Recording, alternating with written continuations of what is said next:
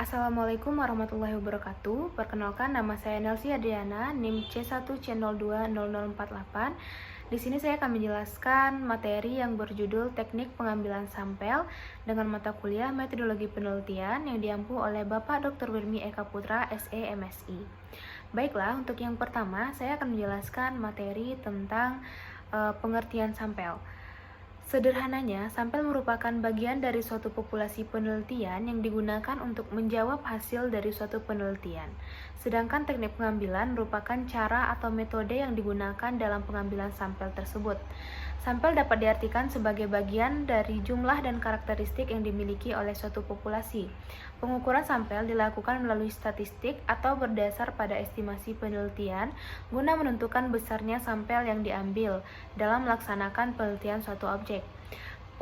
Pengambilan besar sampel ini harus dilakukan sedemikian rupa sehingga diperoleh sampel yang dapat menggambarkan keadaan populasi yang sebenarnya. Selanjutnya yaitu teknik pengambilan sampel. Untuk yang pertama, pengertian dari pengambilan sampel. Pengambilan sampel adalah langkah pertama dan aspek penting dari keseluruhan proses analisis. Teknik pengambilan sampel dilakukan agar menyerupai, yang tujuannya adalah untuk menghilangkan kebingungan di antara teknik-teknik yang terlihat agak mirip satu sama lain. Teknik pengambilan sampel menjelaskan teknik apa yang paling cocok untuk berbagai jenis penelitian, sehingga seseorang dapat mudah memutuskan teknik mana yang dapat diterapkan dan yang paling cocok untuk proyek penelitiannya. Tujuan pengambilan sampel adalah untuk mempelajari hubungan antara distribusi variabel dalam populasi atau sasaran dan distribusi variabel yang sama dengan sampel penelitian. Untuk tujuan ini, penting antara lain untuk menentukan kriteria inklusi atau karakteristik klinis, demografis, temporal, dan geografis subjek yang membentuk populasi penelitian, dan kriteria eksklusi atau karakteristik subjek yang dapat mengganggu kualitas atau interpretasi data dari hasil. Yang kedua, adapun tujuan dari pengambilan sampel biasanya untuk memilih sampel yang representatif, di mana sampel yang representatif adalah sampel yang mirip dengan populasi dari mana sampel itu berasal. Kapanpun seseorang ingin mengeneralisasi sampel harus semirip mungkin dengan populasi. Statistik adalah karakteristik numerik dari sampel. Statistik yang dihitung dari sampel jarang akan sama persis dengan parameter populasi karena variasi acak, tetapi biasanya cukup dekat dengan asumsi bahwa pemilihan acak digunakan dan sampel memiliki ukuran sampel yang memadai. Perbedaan antara statistik dan parameter disebut kesalahan sampling. Oleh karenanya, peneliti harus memberikan perhatian khusus untuk menyajikan informasi tentang karakteristik sampel, termasuk rincian tentang strategi pengambilan sampel yang memungkinkan orang lain untuk mengulangi penelitian.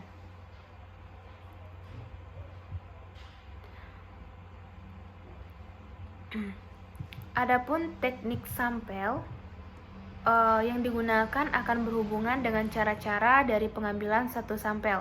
Teknik pengambilan sampel dilakukan dengan beberapa tujuan, di antaranya yaitu yang pertama, untuk mendapatkan data yang lebih akurat, namun masih ada kaitannya dengan populasi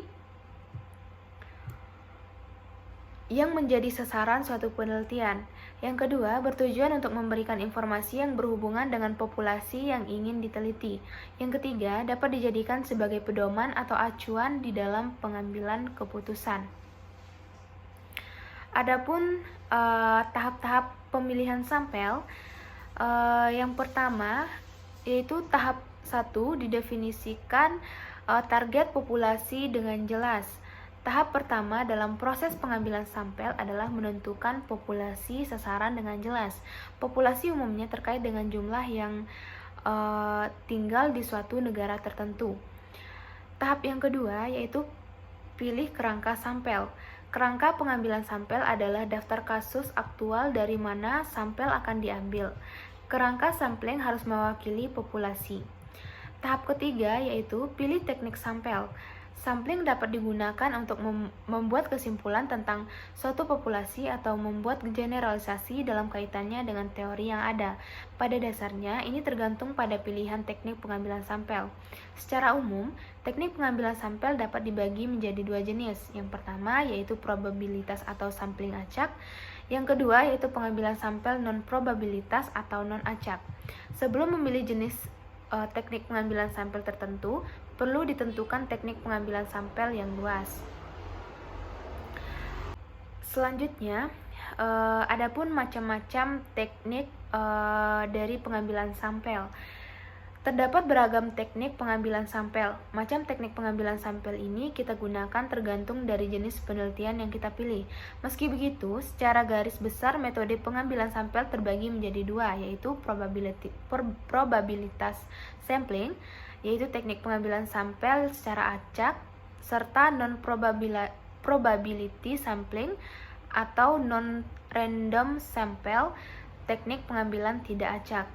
Masing-masing dari keduanya masih memiliki macam-macam jenis pengambilan sampel lainnya seperti purposive sampling, cluster sampling, snowball sampling, dan lain sebagainya yang akan lebih lanjut kita bahas di bawah ini. Yang pertama yaitu probability sampling.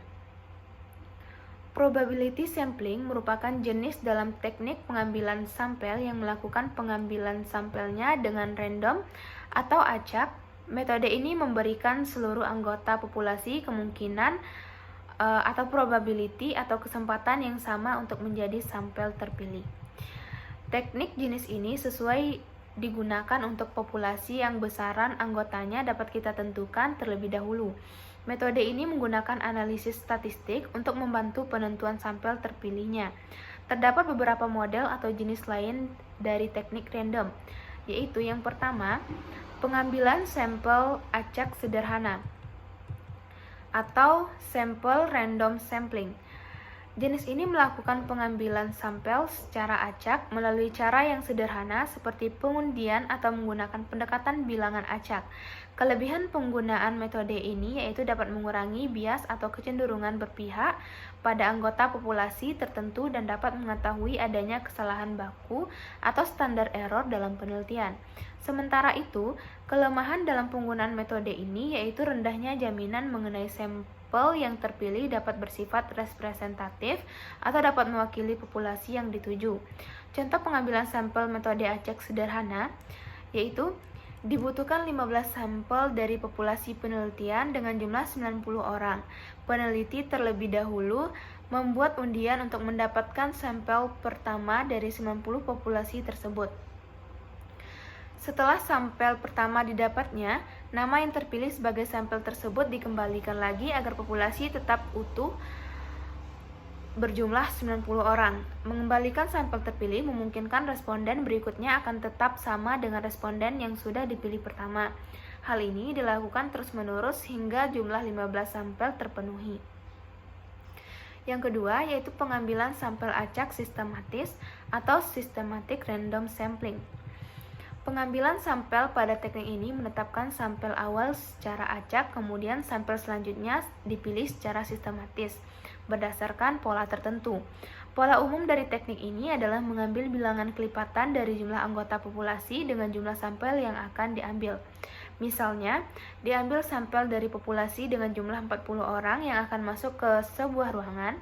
Setiap orang yang masuk ke urutan dari kelipatan 4 akan diambil sebagai sampel.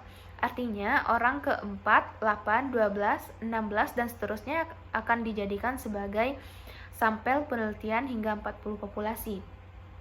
Kelebihan dari penggunaan metode ini adalah cara ini lebih cepat, lebih mudah, dan lebih mudah pelaksanaannya dibanding cara lain. Cara ini juga memudahkan peneliti agar memungkinkan kita untuk mengambil sampel di lapangan tanpa harus menggunakan kerangka sampel. Kekurangan dari metode ini adalah kita tidak dapat memprediksi variasi dari populasi jika urutan yang dilakukan tidak sepenuhnya acak. Selain itu, jika populasi memiliki pengulangan karakteristik yang relatif tetap, maka sampel akan cenderung sama atau bersifat seragam. Yang ketiga yaitu pengambilan sampel acak. berstrata atau stratified random sampling.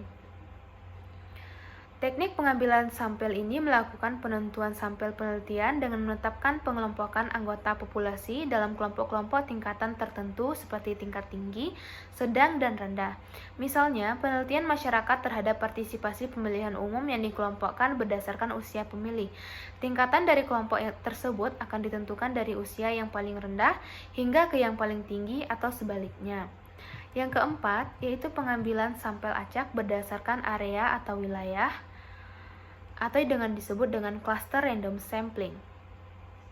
Teknik pengambilan sampel ini menentukan sampel yang berdasarkan kelompok wilayah dari anggota populasi penelitian. Pada teknik ini, subjek penelitian akan dikelompokkan menurut area atau tempat domisili anggota populasi.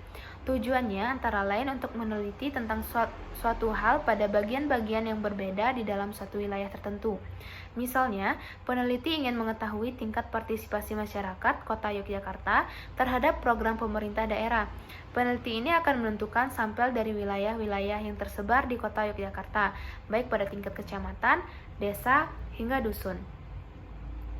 Baiklah, untuk selanjutnya saya akan membahas tentang non-probability sampling. Teknik pengambilan sampel non-probability merupakan cara pengambilan sampel dengan tidak memberi peluang atau kesempatan sama bagi setiap unsur atau anggota populasi yang dipilih menjadi sampel. Menurut Supardi tahun 1993, teknik sampling non-probability akan sesuai apabila dipilih untuk populasi yang sifatnya infinite atau besaran anggota populasinya belum atau tidak dapat ditentukan terlebih dahulu sebelumnya. Macam dari teknik pengambilan sampel menggunakan non-probability sampling antara lain, yang pertama yaitu purposive sampling. Teknik purposive sampling adalah teknik penentuan sampel yang didasarkan pada pertimbangan peneliti mengenai sampel-sampel mana yang paling sesuai, bermanfaat, dan dianggap dapat mewakili suatu populasi atau representatif. Teknik pengambilan sampel ini cenderung lebih tinggi kualitas sampelnya, karena peneliti telah membuat kisi atau batas berdasarkan kriteria tertentu yang akan dijadikan sampel penelitian.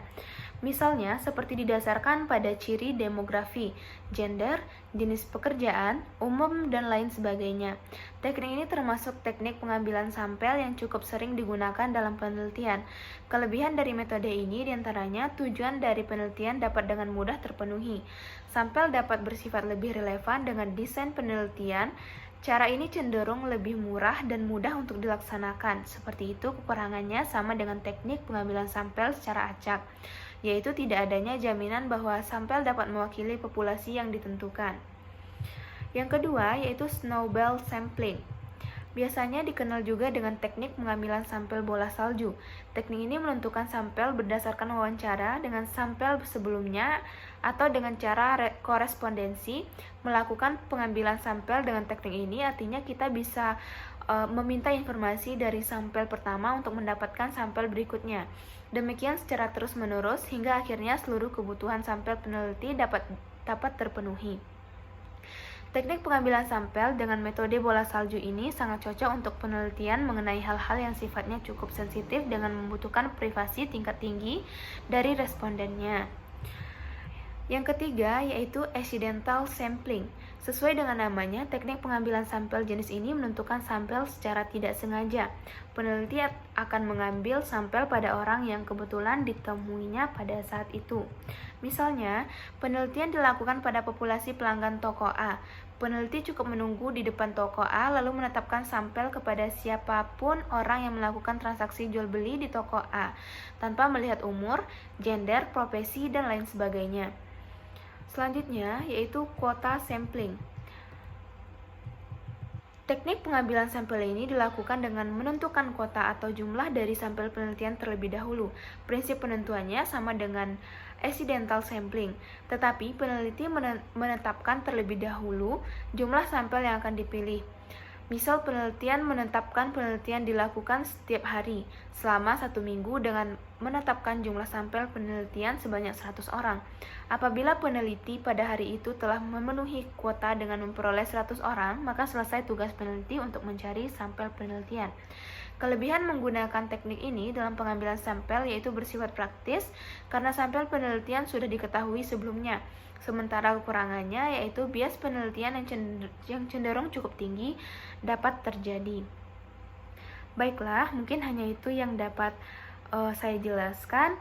Lebih dan kurangnya saya mohon maaf. Wassalamualaikum warahmatullahi wabarakatuh.